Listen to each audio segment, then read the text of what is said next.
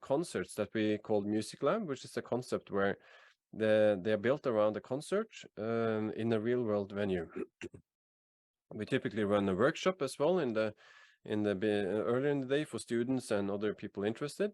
And then we have a panel discussion also after the concert where we discuss a little bit more. So this is an open research innovation concept where the idea is that we should open the box for people and explain also how we as researchers we are working.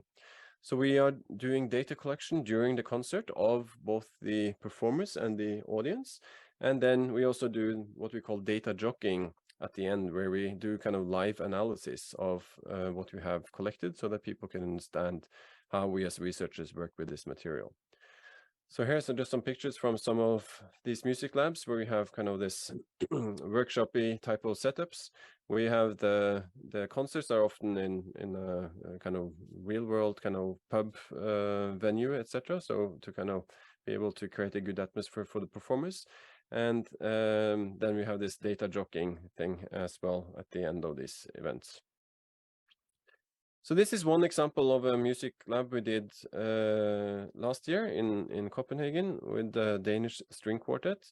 And here we kind of replicated the setup that we had done in our lab before with the student string quartet.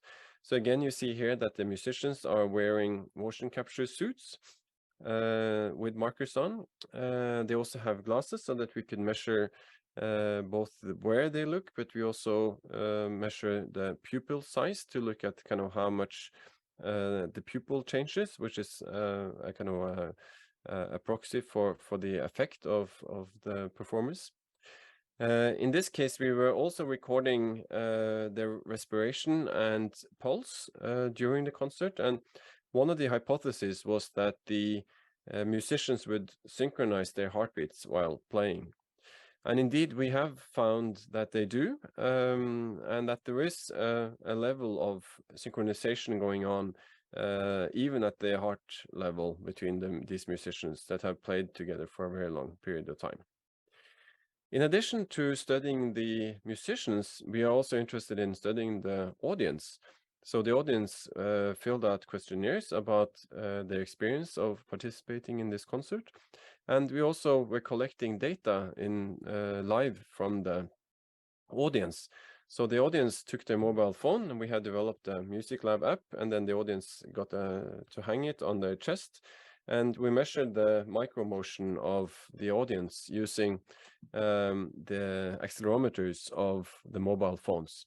So that's another type of motion capture, not as precise as the one you have when you have multiple cameras and an infrared system, but you can get a lot of interesting movement information also out of IMUs, or combinations of accelerometer, gyroscope, and magnetometer.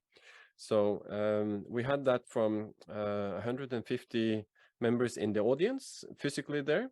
But also we had 150 members watching this concert online. So we also had the difference between the motion capture of both physical audience and also online audience. And we are currently working on the analysis of these and trying to understand, okay, how do people move to music in various ways? And one of the hypotheses here is that on the audience side is that music will make people move, and that's kind of a quite established, at least, idea, but it has not properly been empirically proven. So that's one of our goals, is to really show that people really do move to music. The interesting thing is that in the case of a classical concert, people will actually also sometimes move less when they get really absorbed in the music. So that's also another interesting thing, is that sometimes the music makes you move more, other times the music makes you move less. And we're trying to understand exactly what's going on here and what the role, which different musical features come to play when it comes to leading to one or the other bodily behavior. So as I said, we're working on this Music Lab, and there's an app And there's a lot of also issues here when it comes to how to store this in a both ethical and legal way. So we are working a lot on solving those things now, but we have a good pipeline for the data flow as of now. Now, all of these things were from a more of a scientific perspective. And in the beginning, I said that I'm a music researcher, but also a research musician. So we also look at how it's possible to use motion capture in performance for creative purposes. So this is an example of, it was mentioned the air guitar earlier. I have made many air instruments over the years.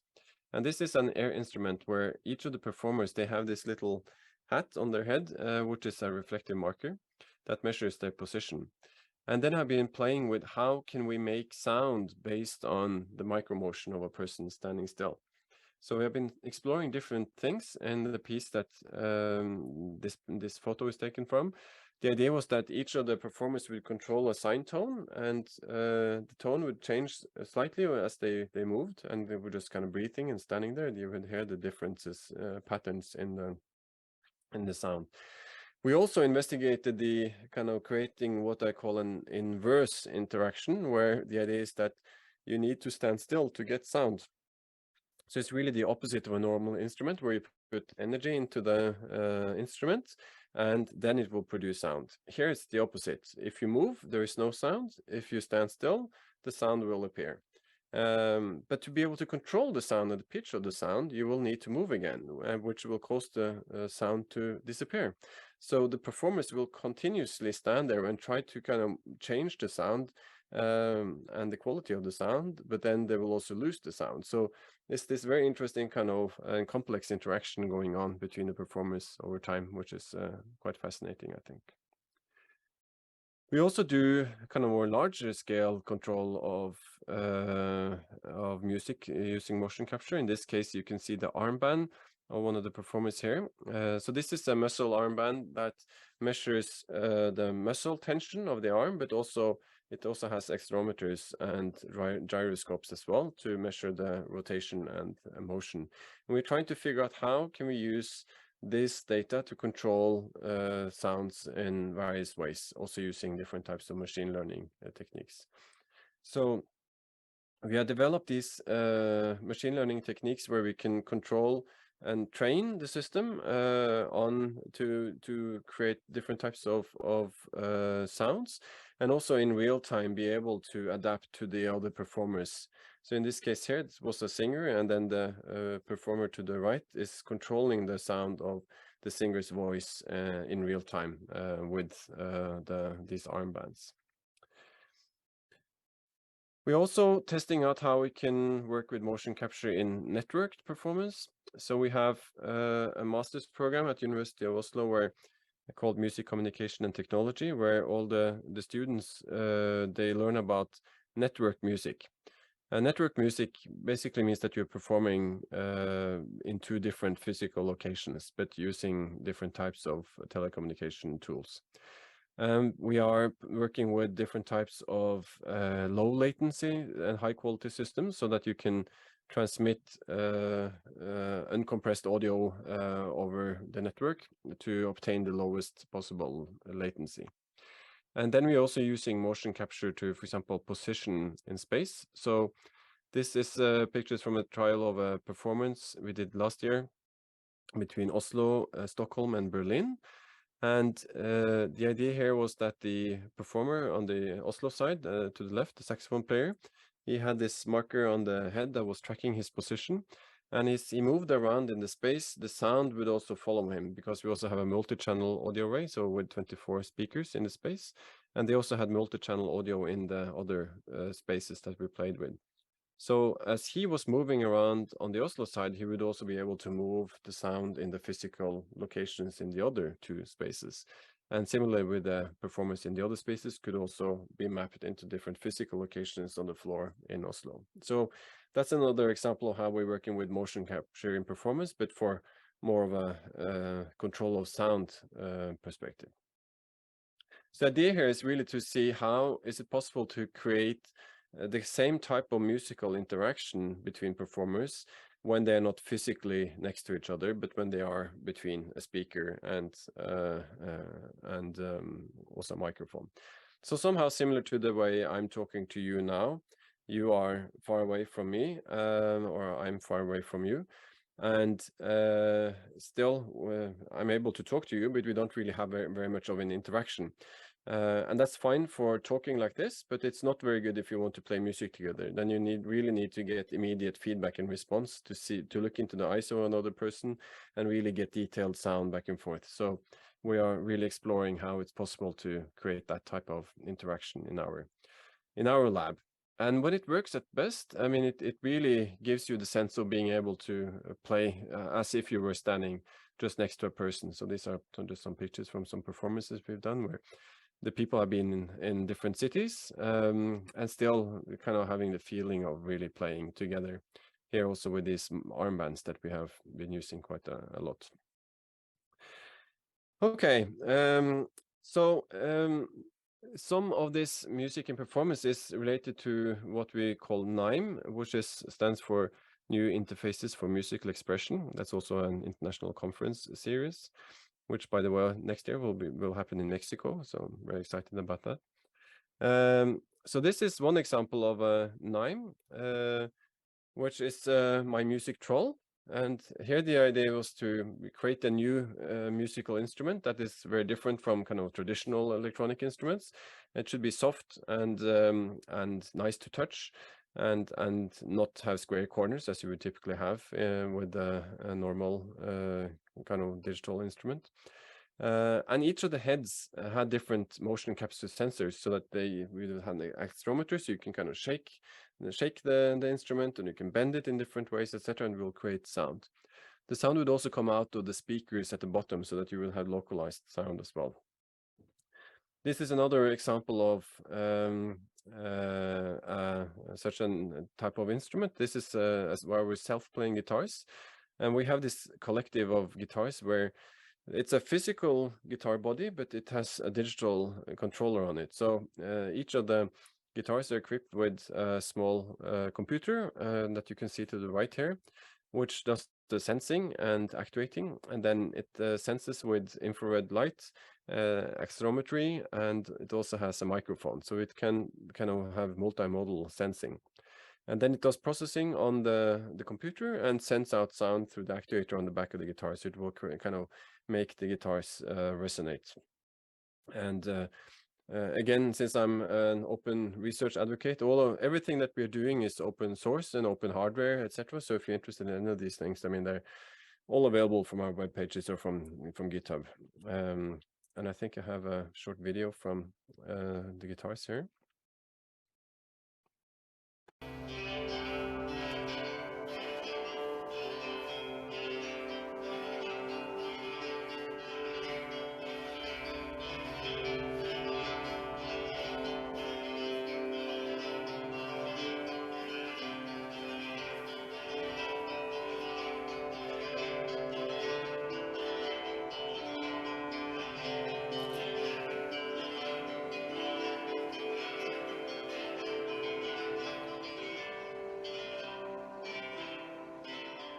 So just to explain a little bit of this.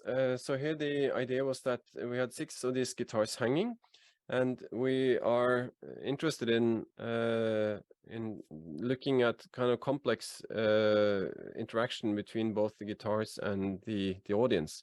So in this case, the guitars would try to play a pulse, and they would try to also listen to the other guitars and try to come up with to synchronize so that they would all be aligned like this. So if left alone, the guitars would just really be bum bum bum bum bum bum bum. But as soon as people would enter, and then they would kind of confuse the guitars, because then they would make sounds, etc., and then the guitars would try to align and synchronize with the other impulses that they would hear.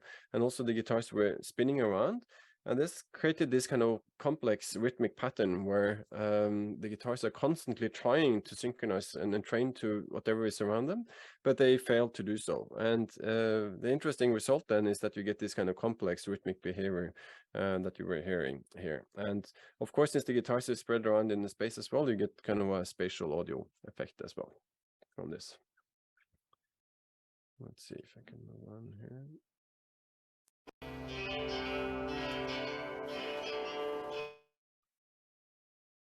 We have used these guitars in different ways. Here is from an installation we did during Corona, where we also had our self-playing robots sitting on the floor, playing together with the guitars.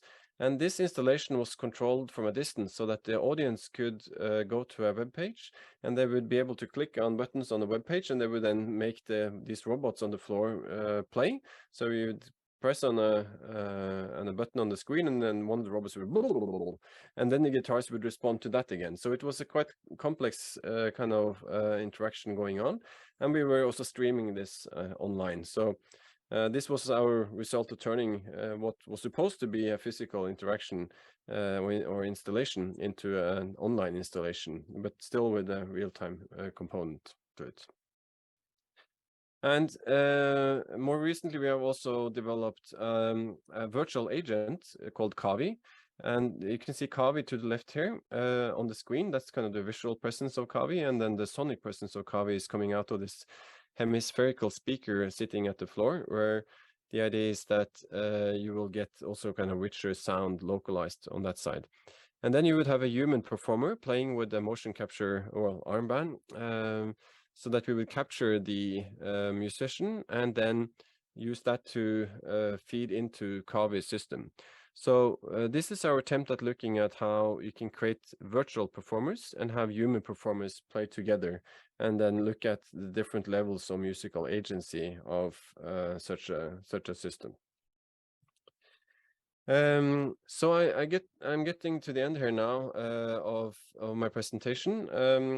I should mention that we have developed an online course called Motion Capture, the Art of Studying Complex Human Activity. This is running on the FutureLearn platform. It's you can take it for free. We are starting up a new round of this course now in January, on the 16th of January. It runs for 6 weeks, and it's an introduction course to motion capture in general. So this includes talking about the different types of motion capture techniques and systems that exist.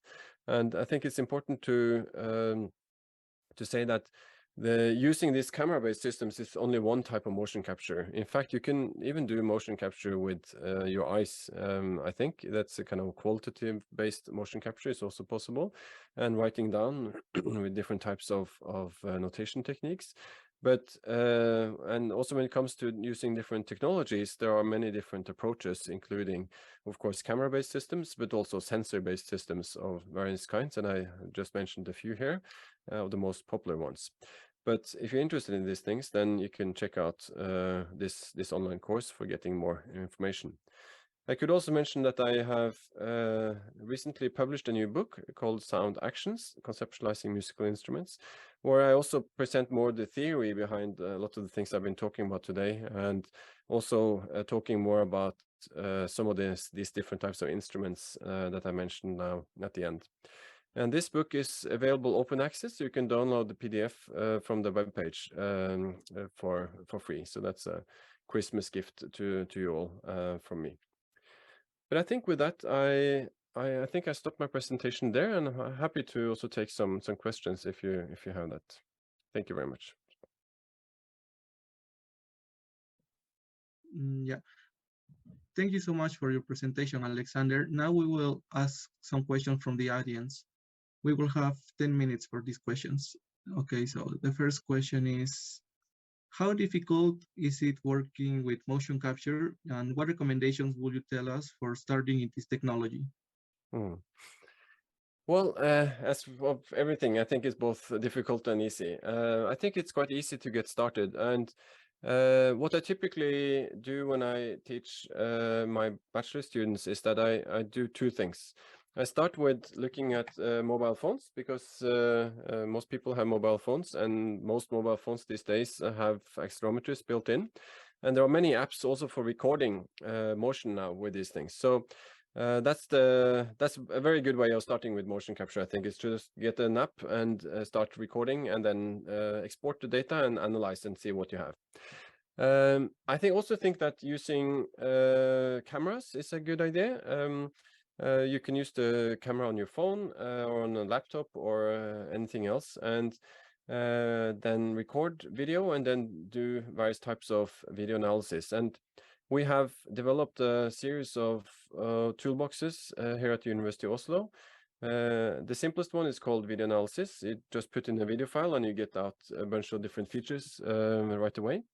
We also recently released a new version of our musical gestures toolbox, which is a Python library where you can have a number of different features coming out. And I can put in some links to this in the chat if you're interested.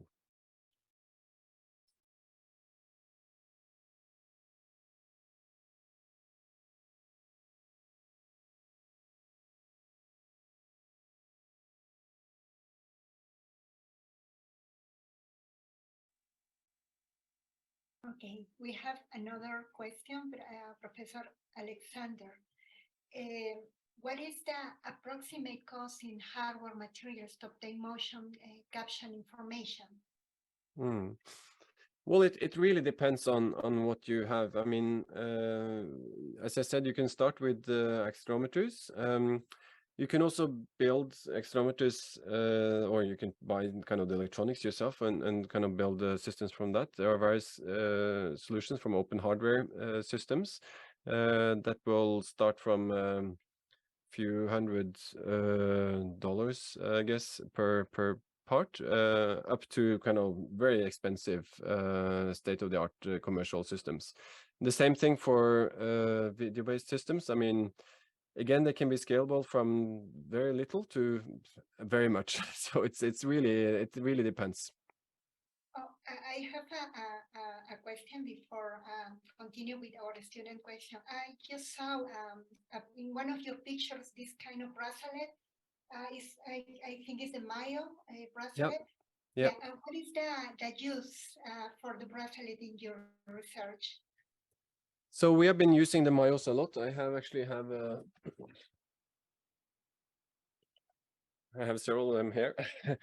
Unfortunately, they are out of business now, but one of our postdocs is actually making a startup company to make a newer version of the Mayo now. So he will start selling them soon because unfortunately Mayo went out of business.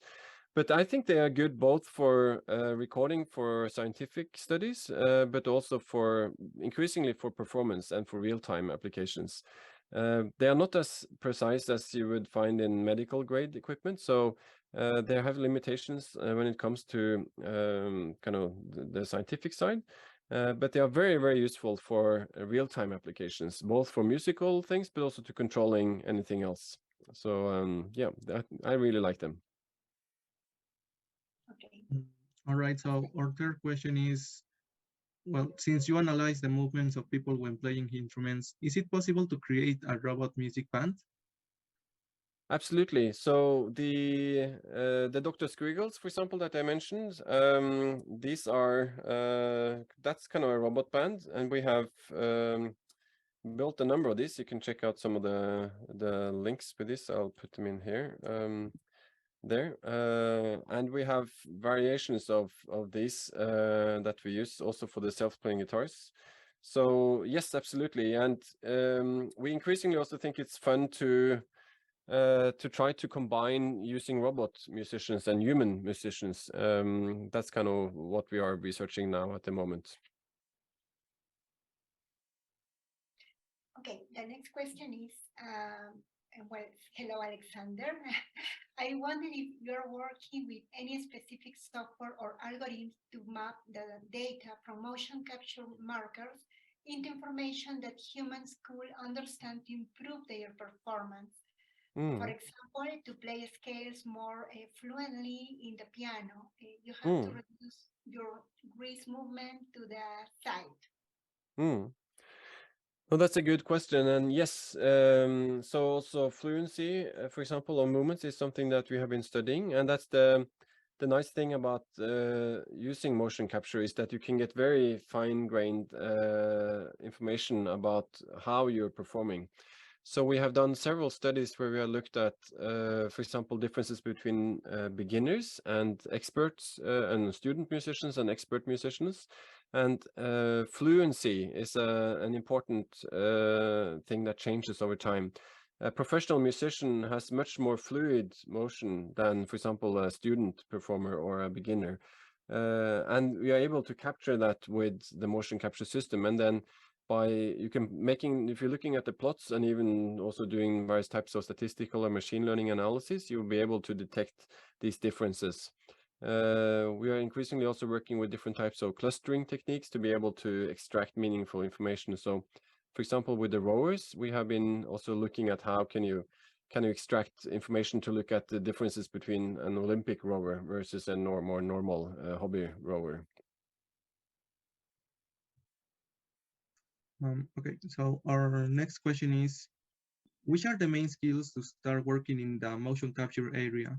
Like, we might need to learn about hardware, but what about software? Yeah. Well, when it comes to analysis, I think there are good toolboxes for both MATLAB and Python. So we have been working a lot in MATLAB previously. Nowadays, we work mainly in Python. So I think for the video side of things, I would recommend starting with our musical gestures toolbox. I can put in a link to here. And but then there are many other tools as well for being able to extract things here. But we typically also, when we buy different systems, we often get some kind of proprietary software with them. I'm not particularly happy when it comes to proprietary software, so I prefer to develop open source solutions myself instead. So that's kind of our approach in the lab. Another question from Marisol Galarza is, have you used computer vision methods such as MediaPy in addition to sensors? I'm not sure if I understood that question. Using computer vision in addition to what? To the sensors that Ah, you yeah, use. combining. Yeah, sensor fusion. Yeah.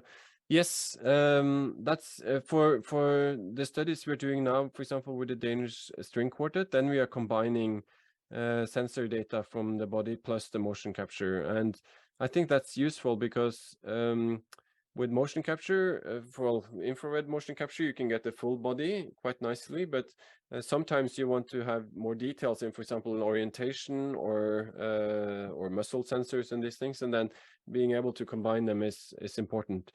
What we are struggling with then is often to synchronize the data in a good manner, which may or may not be important, but particularly if you look at timing and like drummers playing very on time, it's very, very important to have very precise synchronization of the different data streams.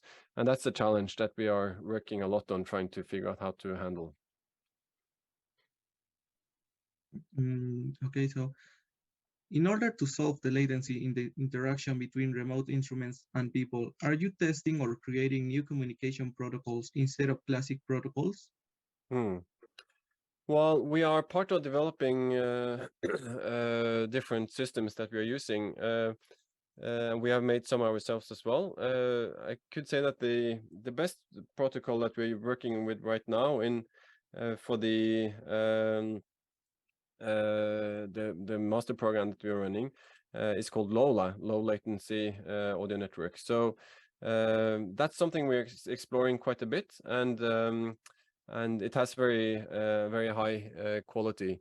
We also, a colleague of mine is also developing systems for synchronizing also music over time. So because you will have latency if you perform at a distance, you will have latency. So it's more about trying to figure out how to work with that latency. But we have been doing many different tests of different systems. I'll put in a link here to some of the blog about these things.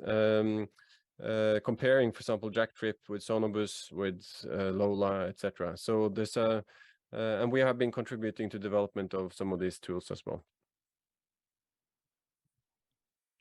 Okay, another question is, has been any major project developed by using just markerless motion capture technology?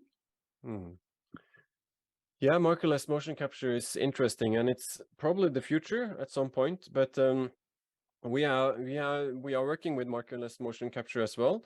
But so far, I think the quality is not particularly good.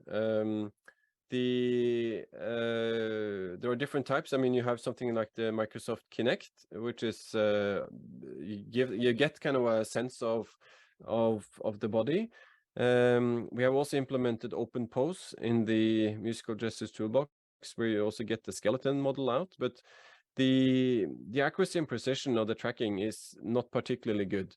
So for example, for the studies where we look at the details of musicians and also the standstill, you really need a marker-based system to be able to capture that with the type of quality that we are interested in. But for more general purpose type of things, these markerless solutions are quite okay.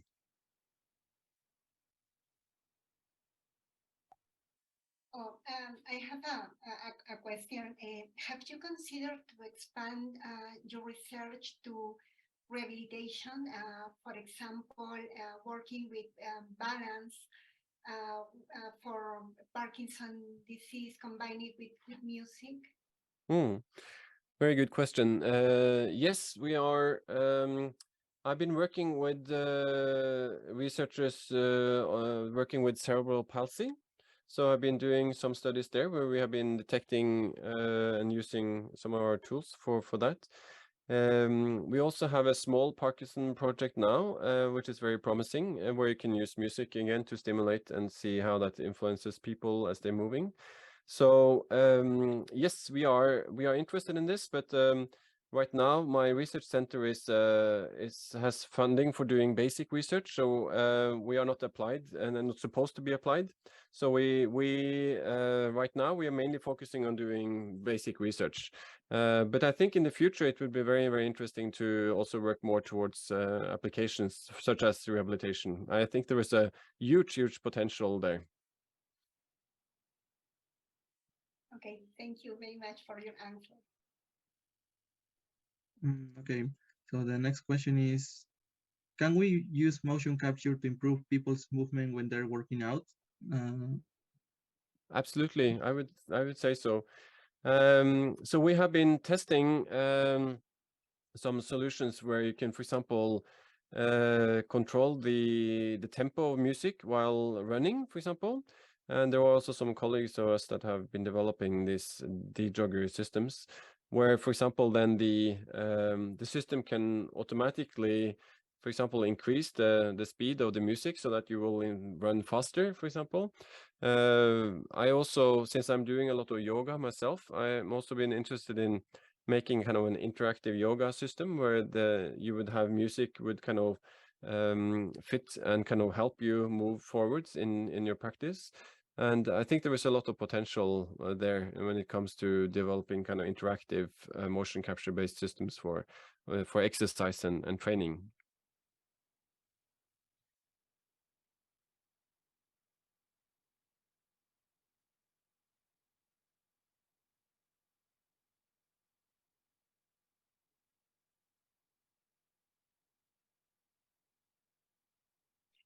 Okay, we have another question about, we already have an idea about the equipment you show us, but what about the software that we need to know to develop this kind of applications? So for analysis, now we are, in addition to the software that is proprietary that follows the systems we use, we or I try to mainly do our analysis in Python using various types of Python libraries. So I think that's our approach, and do most of the statistical analysis and also machine learning in Python. So also some people here at Ritmo work with R as well. Some of the psychology people work more with R, but I think more of the people on the more kind of computer science side work more with Python because it also opens for machine learning much more.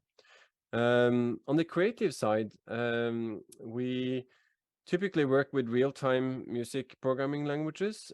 So we have we are working with either MaxMSP or Pure Data, and both of them are visual programming languages that are tailored for making musical applications. So that's kind of our two preferred development languages there, because they allow for very easily making complex music with also interactive elements. The next question is, how did you get information from the phone's accelerometers? Well, there are different sensor systems. So for example, on my phone, I have an app called Physics Toolbox, where I'm not sure if that can be seen here. Oh, I disappeared there.